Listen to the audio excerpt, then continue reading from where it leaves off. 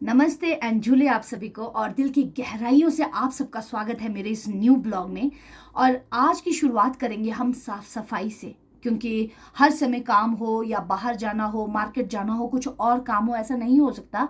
घर की सफाई भी एक इम्पोर्टेंट पार्ट है हमारी लाइफ का। तो आज मैं दिखाऊंगी कि हम लोग कैसे एक कमरे में एडजस्ट करते हैं। और मैंने आज सफाई अभियान छेड़ा है अकेले।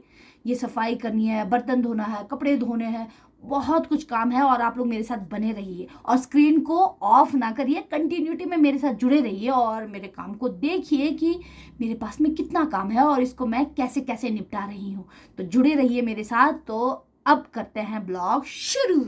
दोस्तों आप देख सकते हैं कि कितनी गंदगी है यहाँ पे। ये सब मुझे समेटना है और इस छोटे से कमरे में कैसे कैसे एडजस्ट करते हैं ये हमें ही पता है।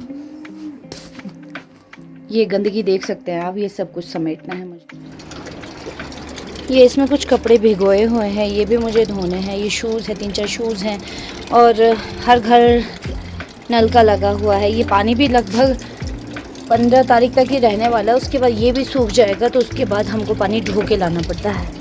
ये सारा काम जो है मुझे अपने हाथों से करना है, क्योंकि वॉशिंग मशीन तो है नहीं, मेरे हाथ ही वॉशिंग मशीन है। ये है हमारा किचन, एक छोटा सा किचन है। और ये मैंने पहले कहा कि ये बहुत पुराना घर है और यहाँ पे इतनी भी फैसिलिटी नहीं थी, बट जितनी भी है कि ठीक है हमने कर ली, जिस हिसाब से एडजस्ट कर ली। मैं सफाई के मूड में हूँ, फुल मूड में हूँ। और क्या, और छोटे से गरीबों के घर में हमारे ऐसा ही है।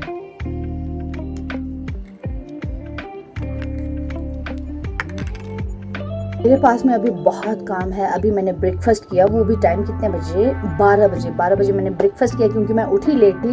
वो जो वीडियो एडिट करना था उसने पिछले कल से लेकर मुझे कंफ्यूज करके रखा है। मतलब मेंटली स्ट्रेस किसको कहते हैं, वैसा हो गया मुझे। और अभी मैंने दूध पिया और 2 एग खाए और अब इस कमरे की सफाई रह गई है। आज तो मुझे बहुत कुछ करना है। आज तो मुझे बर्तन भी धोने हैं अपने हाथों से। हाँ देखो, आमतौर पे लोग कह सकते हैं कि हाथों से ही धोते हैं भाई, ऐसे में कैसे धोते हैं। बट मैं बता दूं कि मैं बर्तन नहीं धोती। यहाँ पे मेरे बड़े भाई धोते हैं, घर जाऊं तो भाभियाँ धोती हैं, कहीं और जाऊं तो गेस्ट जाती हूँ मैं, तो मैं थोड़े ना बर्तन धोंगी। सभी को पता है, जो भी मेरे नियर एंड डियर है, जो भी मेरे फ्रेंड्स है, सबको पता है कि ये बर्तन नहीं धोती है। बट आज मुझे बर्तन धोने पड़ेंगे अपने इन हाथों से, तो वो वीडियो भी जरूर शेयर करूंगी। अभी तो बस खा पी के मुझे लगा कि ये वीडियो तो बनती है। खिड़की में वैसे मुझे कुछ भी सामान रखना पसंद नहीं, अब मजबूरी है, क्योंकि स्टोरेज के लिए हमारे पास में कुछ भी नहीं, इसलिए जो है खिड़की में ही ये ढेरी रख दी थोड़ी सी सफाई करके। ये मेरा पेन पॉट देख सकते हैं, ये मैंने बनाया है। ये बॉटल है, इसको भी मैंने डिज़ाइन किया है। और ये देख सकते हैं आप, इसमें हम अगरबत्ती जला के डालते हैं और इधर उधर जो है उसकी धूल नहीं गिरती। ये इसके नीचे कवर हो गया, अब कुछ भी नहीं दिख रहा है, सिर्फ जो जो ज़रूरत की चीज़ें हैं। एक ये मुझे मिला अपने मयार रोड में। मेरी नज़र में तो ये फ्लावर है, फूल है, पर ये क्या है मुझे नहीं पता। अगर इसको प्रॉपर्ली डेकोरेट करेंगे, इसको प्रॉपर्ली कलर करेंगे तो ये बहुत सुंदर लगेगा। काम करते करते अगर सॉन्ग भी सुनने को मिल जाए तो ज़्यादा बेटर है। आप ये देख सकते हैं, ये क्या गंदगी है।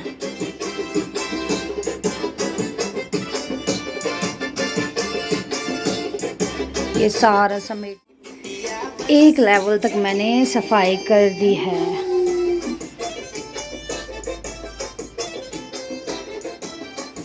एक लेवल तक कर दी सफाई। जैसा भी है रूम एटलीस्ट बैठने लायक हो चुका है। ये तो पहले ही दिखा दिया था, चलो जैसा भी है। अब यहाँ से ये पूरा पानी से साफ़ करना पड़ेगा। तो अब आती है बारी, मैंने सफाई कर ली। हाँ बर्तन तो धोए नहीं, वो बाद में। अब आती है बारी इन शूज़ को धोने की।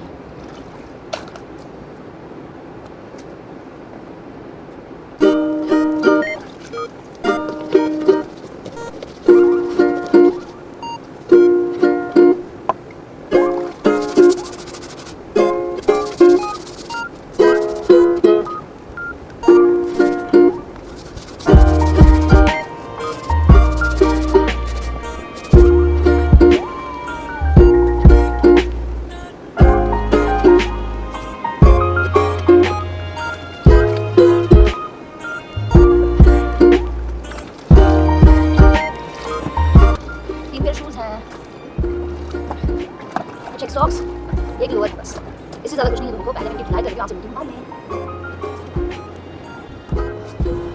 वैसे तो मैंने पहले ही बाय कर दिया था कपड़े धोने से पहले, बट मुझे क्या लगा कि ये 3 शूज़ को घिसते घिसते मेरे यहाँ दर्द हो गया। ये काम भी मुझे ज़रा भी पसंद नहीं है, ना बर्तन धोना पसंद है, ना कपड़े धोना पसंद है। मजबूरी का नाम महात्मा गांधी, काम तो करना ही पड़ेगा। मेरे शूज़ कौन धो के देगा? अभी तो ये लिस्ट है, अरे कौन धो के देगा? कोई आएगा मेरे कपड़े धोने? आ जाओ प्लीज़। अब मैंने धो दिया, लास्ट बारी आती है हमारी कंफर्ट की।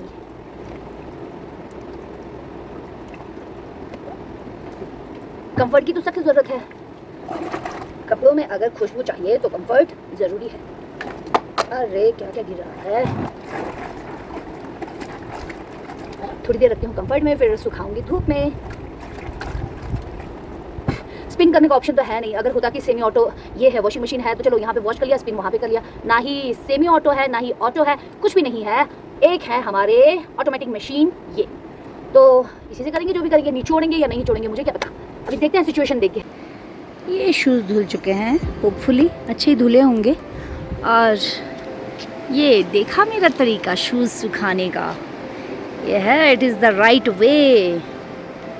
ऐसे नहीं धोने के लिए थे तो वही 3 शूज़ और ये, बट थकान तो हो गई ना इनको धोते धोते।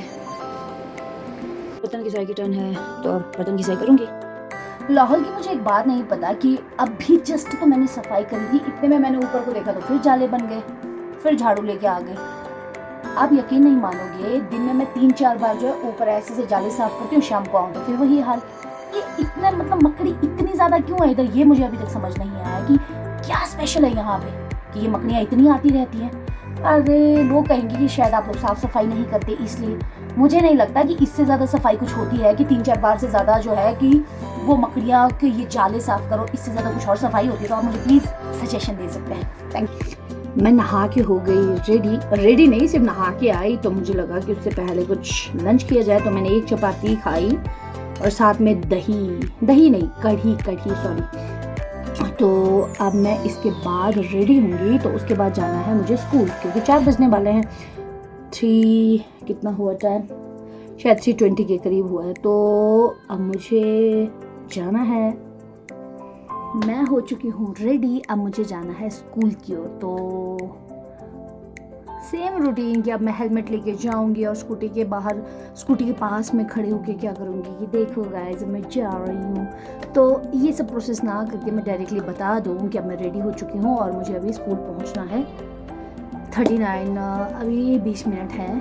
तो मेरे ब्लॉग में बहुत से वर्ड्स मैं ऐसे यूज़ करूँगी, जैसे लाहौली में मैं यूज़ करूँगी कि हम लोग कमरे के अंदर ही, हमारा कोई किचन नहीं है स्पेशल कि भाई उसमें सिंक बना होगा वहाँ पे बर्तन धोएंगे, नहीं, वहाँ पे चढ़ा बना होता है।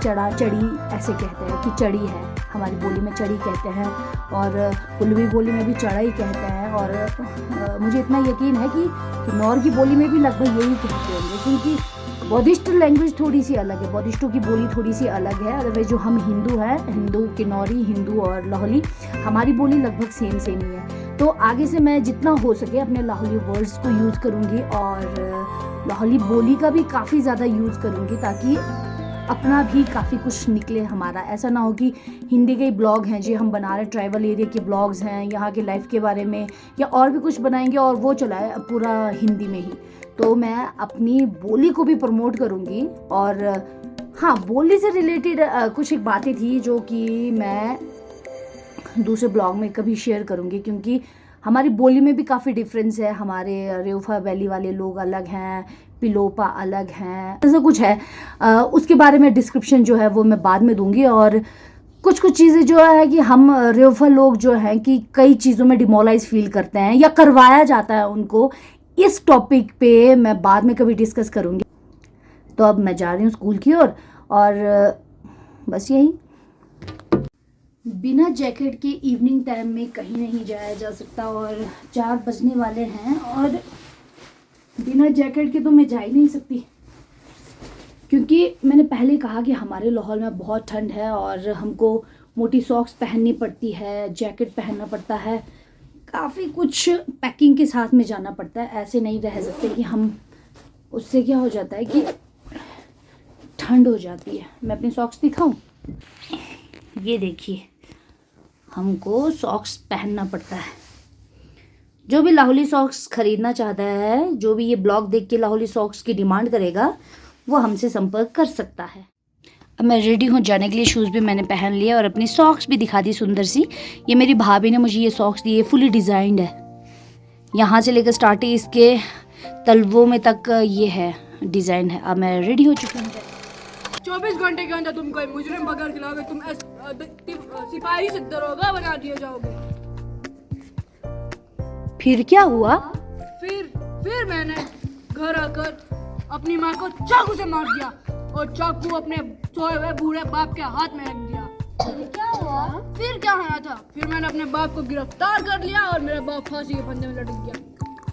ओह माय गॉड, आप इतना नीचे गिर गए? अरे गिरा कहाँ, आसमान छू गया। सब जगह तिवारी की हाँ बोलो डायलॉग। मैंने ही देश के सर्जिकल स्ट्राइक की बात दुश्मन तक पहुंचाई है कि तब भी तो हमारे सैनिक मारे गए। मैंने और जनरल तभी तो जनरल विपिन रावत जवाब देता रह गया।